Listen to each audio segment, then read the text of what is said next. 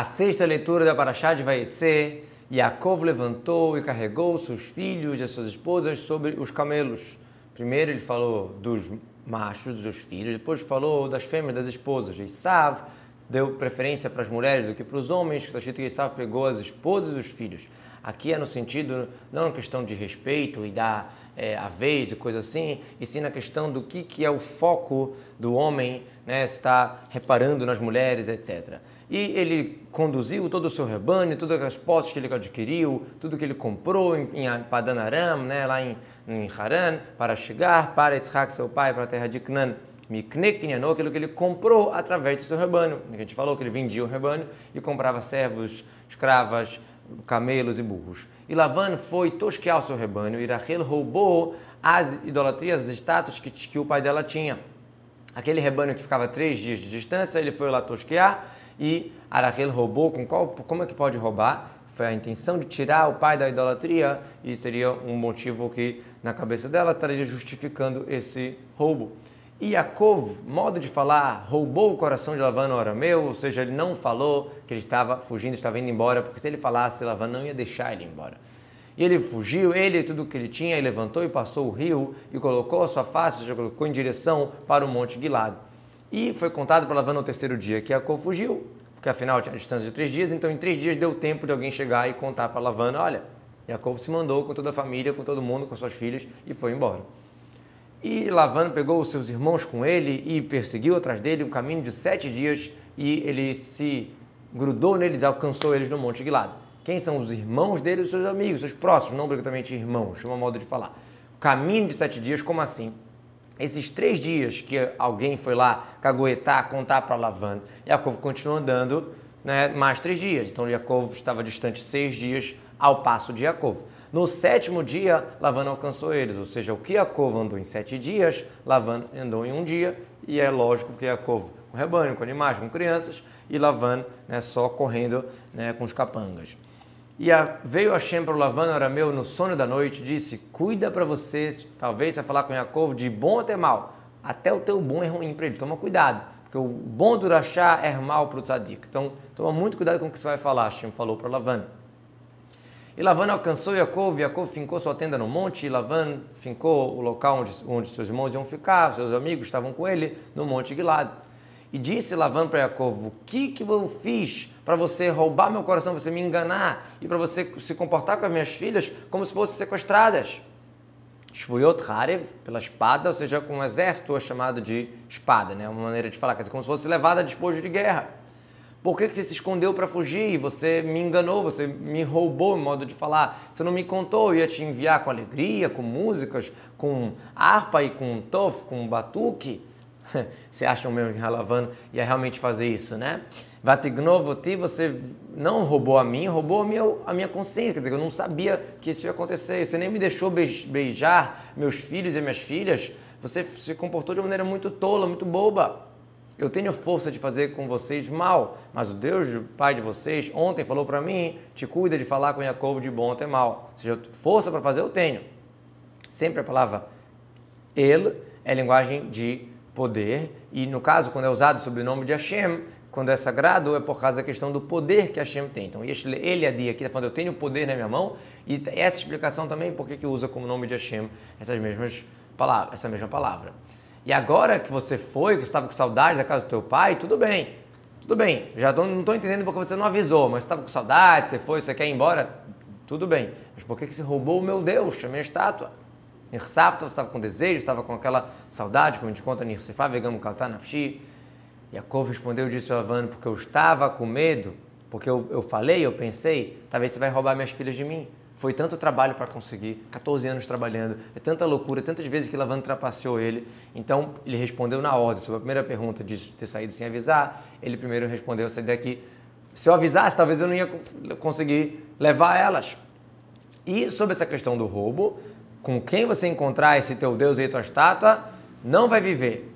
Na frente dos nossos irmãos, vamos reconhecer agora para você o que tem teu comigo e pega. E Yaakov não sabia que Rachel tinha roubado, por isso que ele falou que com quem tiver não vai viver. E por causa dessa maldição acabou que Rachel faleceu no caminho. O quanto que a palavra tem força, e a palavra de um tzadik, muito mais. Maimadi, o que está comigo, ou seja, o que tem teu que está comigo, me prova, mostra. E Lavan veio na tenda de Yaakov, que na verdade quer dizer de Rachel, e na tenda de Leá, e na tenda das duas servas, e não encontrou nada. Ele saiu da tenda de Leá e ele veio na tenda de Rachel novamente. Quando ele fala a tenda de Yaakov, é de Rachel, porque Yaakov ficava muito frequente com ela. Como a gente encontra quando fala filho de Rachel, esposa de Yaakov. Nos outros esposas não está escrito essa expressão esposa de Yaakov, porque ela era a principal esposa.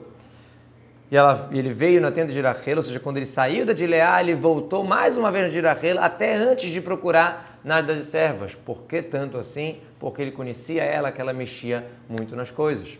E Rachel pegou os trafim, aquelas estátuas, e colocou na cela do burro embaixo e sentou em cima, e Lavan mexeu em tudo e não encontrou. Kar é a linguagem de Karim Uksatot, como a linguagem usada para lençóis, travesseiros, etc., com a tradução Bavita de Gamla, que é aquela roupa, né, aquela cela do camelo. Como a gente conta em Eruvim também, Requefo Bavitina, Vitei Gemalim, etc. E ela disse para o seu pai, não se irrite aos olhos do meu senhor, ou seja, não fique irritado que eu não posso levantar perante você, porque eu tenho o caminho das mulheres para mim. E ele procurou e não encontrou as estátuas que estavam embaixo dela.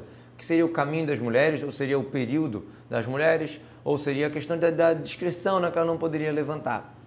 E Yaakov se irritou e ele começou a brigar e questionar Lavan, e respondeu, Yaakov disse para Lavan, o que eu pequei, o que eu fiz contra você, o que eu pequei, que você está me perseguindo, Dalakta Radafta, igual a Leharim, Delacuno, etc. Que você apalpou todos os meus utensílios, o que você encontrou do seu utensílio da sua casa, coloca aqui na frente dos meus irmãos, dos seus irmãos, ou seja, na frente de todos os nossos conhecidos, e vai ficar claro entre nós. E o rico deixar claro, deixar bem provado com quem está correto. 20 anos que eu estou com você, os teus ovelhas, as tuas cabras não perderam um filhote, e os filhotinhos menores do teu rebanho não consumiram nem o pequenininho. Loshikelo não abortaram suas crias, como Rechem, Mashkila, etc. E Eileitzon Hada, aqui a gente aprende que Ail é o nome dado para quando é bem jovenzinho, a partir de um dia chamado de Ail. Porque senão qual seria o elogio de Yaakov, que ele está falando? Olha, eu não comi os carneiros maiores, mas os menorzinhos eu comi. Não, seria um ladrão. Se quiser, nem o filhotezinho de nada, tudo eu cuidei para te entregar todo o teu rebanho. Eu não trouxe um animal devorado para você, olha, aconteceu e tal. Não. Eu completava a falta, da minha mão você pedia, roubado de dia, roubado de noite, o que fosse eu resolvia.